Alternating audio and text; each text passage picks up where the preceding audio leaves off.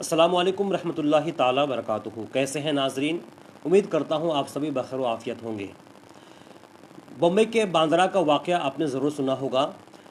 एक मशहूर सियासतदां और मशहूर सनअतकार बाबा सिद्दीकी को कत्ल कर दिया गया है। आपने ये ख़बर ज़रूर सुनी होगी। गुज़िश्ता कल 12 तारीख यानी 12 अक्टूबर को तकरीबन रात 9:30 बजे उनके बेटे ज़ीशान सिद्दीकी के ऑफिस के बाहर बाबा सिद्दीकी पर एक के बाद दिगरे 6 राउंड फायरिंग की गई और ये गोलियां उनके सीने और पेट में लगी, जिसे फौरी तौर पर ललिता अस्पताल लीलावती अस्पताल ले जाया गया, जहां उन्होंने दम तोड़ दिया। ये खबर आपने सुन चुकी है और दिन भर ये खबरें टीवी पर सोशल मीडिया पर लोग वायरल कर रहे हैं और इस कत्ल का चर्चा है, इस वाक़या को लेकर लोग डिस्कशन कर रहे हैं।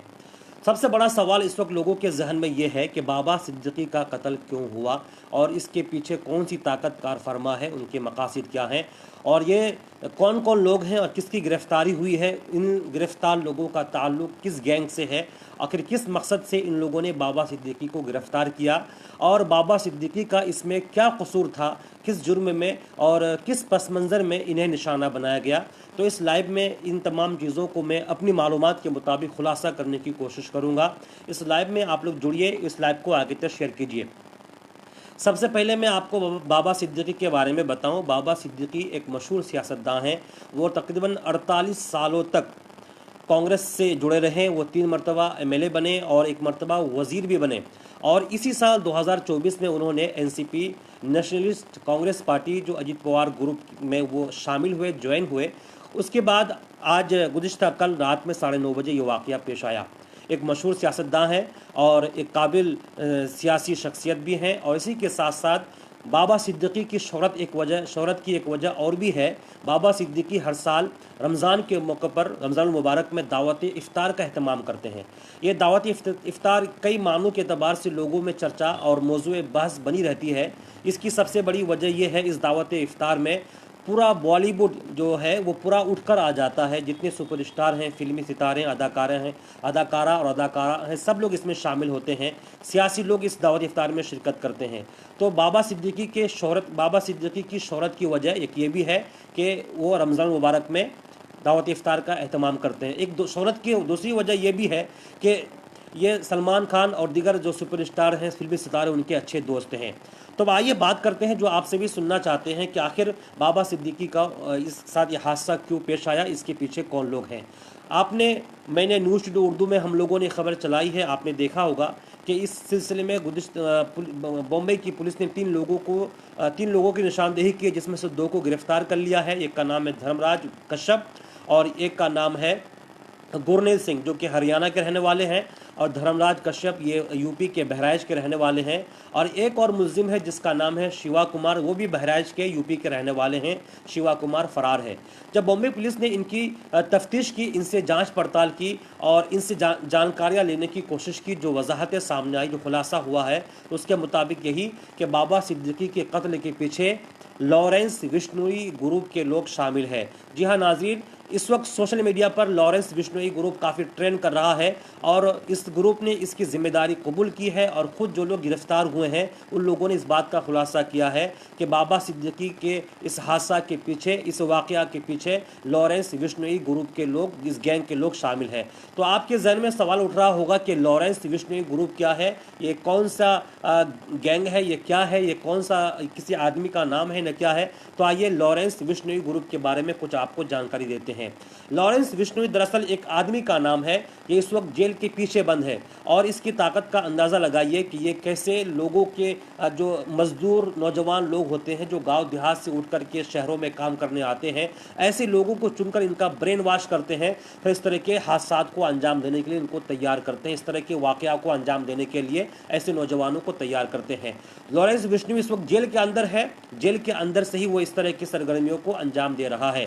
लॉरेंस बिश्नोई की शोहरत की वजह, इसने शोहरत कब पाई थी, जब इसने एक मशहूर पंजाबी सिंगर, आपने नाम सुना होगा सिद्धू मूसेवाला, जब इनका कत्ल हुआ था, इसकी तफ्तीश हुई थी तो इसी का नाम सामने आया था। इसी कत्ल में इसकी गिरफ्तारी हुई थी लॉरेंस बिश्नोई की। तो उसी कत्ल के बाद इसकी शोहरत हुई, लोगों ने इनको जाना पहचाना, तब से ये जेल में बंद है। लेकिन इसके जो कारकुनान थे, इसके जो गैंग के लोग थे, ज़मीन पर सरगर्म थे इस काम को अंजाम देने के लिए। उसके बाद यके बाद दिगर इन लोगों ने कई कामों को और कई वाक़यात को अंजाम दिया। और सबसे बड़ी बात यह है कि जब लॉरेंस बिश्नोई को राजस्थान के जोधपुर हाई कोर्ट में पेश किया जा रहा था, तो उस वक्त इसने मीडिया के सामने एक बयान दी थी, जो कि अपने आप में बहुत बड़ा बयान था। उसने मीडिया के सामने कहा था कि वो बॉलीवुड सुपरस्टार सलमान खान को ख़त्म कर देंगे। इस तरह की धमकी आमेज उसने जुमले कहे थे और काफ़ी बड़ी बड़ी बातें कही थी। इसकी वजह क्या है? लोगों ने जब इसकी तफ्तीश की और ख़ुद इसके खुलासे इस गैंग के लोगों ने की है। इसकी वजह यह है, आपको वाक़या पता होगा, जब जोधपुर राजस्थान में सलमान खान किसी फिल्म की शूटिंग कर रहे थे, तो तभी एक हादसा हुआ था हिरन के साथ। इसी हादसा को लेकर के इसके जहन में कुछ नाराज़गी है और इसी नाराज़गी को लेकर के वो इस तरह के जुमलों को इसका इजहार किया था कि सलमान खान के साथ इस तरह की हरकत करेंगे।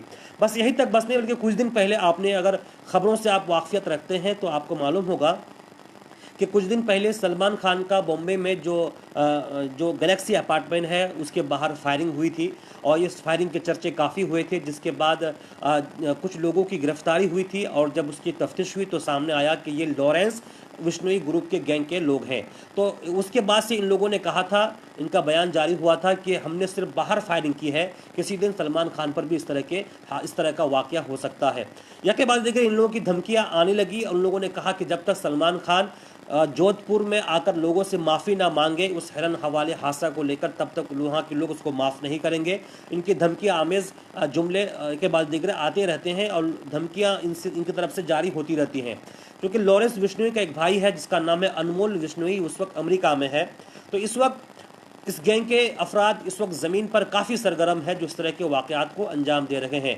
नाज़रीन, बाबा सिद्दीकी के मौत के पीछे की तफ्तीश जब सामने शुरू हुई, जब इसकी तहकीकात शुरू हुई, तो इसी ग्रुप का, इसी गैंग का नाम सामने आया, लॉरेंस बिश्नोई गैंग का। लॉरेंस बिश्नोई जो एक गैंगस्टर है, इस वक्त वो जेल में बंद है, लेकिन जेल के अंदर से वो इस तरह की सरगर्मियों को अंजाम दे रहा है। इस वक्त सोशल मीडिया पर लोग काफ़ी सवाल खड़े कर रहे हैं और पुलिस से, इंतज़ामिया से, प्रशासन से मुतालबा कर रहे हैं कि कैसे एक अपराधी जेल में बंद रह कर के इस तरह की सरगर्मियों को अंजाम दे रहा है और इसके कौन से लोग हैं जो ज़मीन पर काम कर रहे हैं, इन लोगों की गिरफ्तारी क्यों नहीं हो रही है।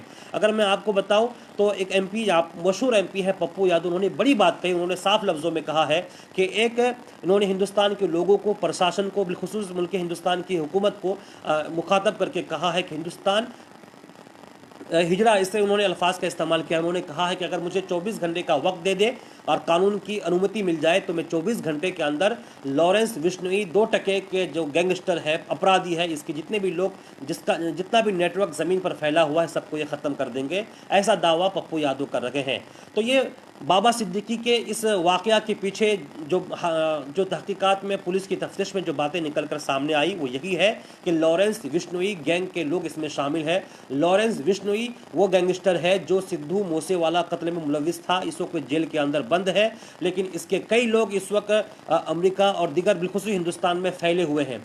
इनके लोग का काम यह है जो देहात से जो नौजवान काम करने आते हैं, तो उन लोगों का ब्रेन वॉश करके, उन लोगों को कुछ पैसे दे करके इस तरह के काम को अंजाम देने के लिए लोग मजबूर करते हैं।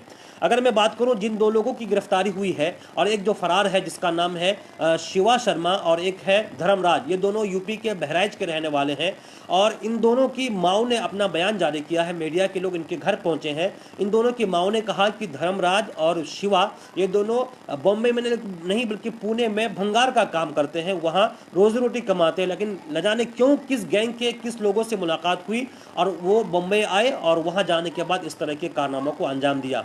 मीडिया के जराये से जो खबरें मिल रही है, ये तीनों लोग, यानी कि जो कत्ल के पीछे मुलविस है, जिसका नाम है धर्मराज और शिवा कुमार और एक है गुरनील सिंह, ये तीनों गुज़िश्ता 1 महीने से बॉम्बे में मौजूद थे और बाबा सिद्दीकी का ताक़ुब कर रहे थे, उनका पीछा कर रहे थे और मौका की तलाश में थे। गुज़िश्ता रात 9:30 बजे बाबा सिद्दीकी के बेटे ज़ीशान सिद्दीकी के दफ्तर के सामने इन्होंने मौका पाया और इस हरकत को अंजाम दिया।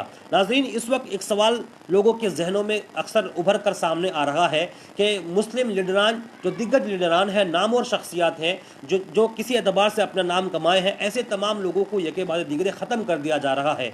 आपको मुख्तार अंसारी या फिर शहाबुद्दीन, इसी तरीके से अतीक और अशरफ, इस तरह के कई लोग हैं। इसी तरीके आपने इन वाक़यात को सुना होगा किस तरीके से इनको रास्ते से हटाया गया। इस वक्त आज़म खान एक बड़ी शख्सियत है, बड़ा सियासी चेहरा है, वो भी जेल में बंद है और काफ़ी बीमारी भी चल रहे हैं। इसी तरीके से जो बड़ी बड़ी मजहबी शख्सियात हैं या फिर वो नौजवान जो अपनी आवाज़ को बुलंद करते हैं, उनको जेलों के पीछे रखा गया है, जिनमें से हमारे जमात के बेहतरीन आलिम दीन हज़रत अल्लामा मौलाना मुफ्ती सलमान अज़हरी साहब, अल्लामा कमर गनी उस्मानी साहब और मौलाना कलीमुल्लाह साहब, इस तरह के कई लोग हैं जो जेल के सलाखों के पीछे बंद हैं। इस तरह के सवाल लोग खड़े कर रहे हैं कि कैसे बड़ी बड़ी शख्सियात को जो मुस्लिम चेहरे हैं उनको या तो रास्ते से हटा दिया जा रहा है या फिर उनको जेल के सलाखों के पीछे बंद कर दिया जा रहा है। तो ये था पूरा मामला बाबा सिद्दीकी के कत्ल के ताल्लुक से। उम्मीद करता हूँ कि आपको कुछ जानकारियाँ मिली होंगी। अगर इसमें आपको कुछ मज़ीद जानकारी मिलती है तो आप ज़रूर कमेंट में लिखें और साथ ही साथ इसको आगे तक शेयर करें। और मैं तमाम लोगों से कहूँगा कि जब इस तरह के हादसा होते हैं तो कोई भी जज्बात में आकर काम ना करें, कोई उल्टा पुल्टा पोस्ट ना करें। हुकूमत या किसी भी हमारे कानून या मुल्क के मुखालिफ कोई ऐसी पोस्ट, कोई ऐसी तहरीर आप फेसबुक, सोशल मीडिया पर शेयर ना करें जो आपके लिए परेशानी की बाइस हो और जिससे आपको मुश्किलात का सामना करना पड़े। बस इसी तमाम अपडेट के साथ मैं इस लाइव को ख़त्म करता हूँ। जल्द ही एक अच्छी और बड़ी न्यूज़ के साथ आपके सामने मैं आऊँगा। अब दीजिए इजाज़त। अस्सलाम वालेकुम रहमतुल्लाहि व बरकातुहू।